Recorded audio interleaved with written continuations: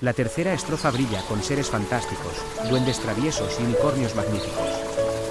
Susurran secretos los árboles sabios, en el bosque mágico, todos son bienvenidos.